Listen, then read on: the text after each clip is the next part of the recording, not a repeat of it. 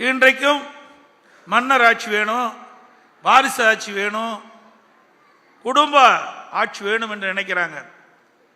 ஆக அதையெல்லாம் விரட்டி அடிப்பதற்கு மக்கள் போராடி மன்னர் ஆட்சியை ஒழிச்சோம், குடும்ப ஆட்சியை ஒழிச்சோம். இப்படி இருக்கின்ற இந்த நேரத்தில் மீண்டும் தமிழகத்தில் ஒரு மன்னர் ஆட்சி ஏற்படுவதற்கும் குடும்ப ஆட்சி வருவதற்கும் நாம் துணை நிற்கக்கூடாது. அது நாட்டிற்கு தேவையில்லை என்றுதான் அதை அகற்றினோம்.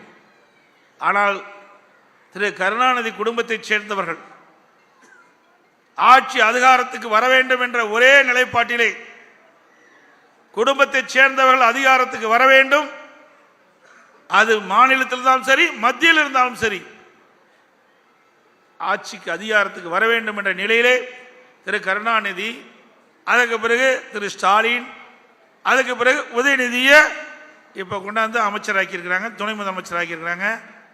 பிறகு உதயநிதி அவர் இன்பநிதியா, இன்பநிதி எல்லாம் நிதி பேரை வச்சிருக்கிறாங்க ஐயா, வேற எந்த பேரும் இல்ல.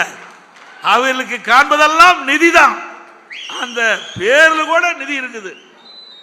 மக்களை பற்றி கவலைப்படாத ஒரு முதலமைச்சர். ஆக வாரிசு அரசியலுக்கு முற்றுப்புள்ளி வைக்கின்ற தேர்தல் 2026 தேர்தலாக இருக்க வேண்டும். மன்னர் ஆட்சிக்கு முடிவு கட்டுகின்ற தேர்தல், குடும்ப ஆட்சிக்கு முடிவு கட்டுகின்ற தேர்தல் வருகின்ற 2026 தேர்தல்.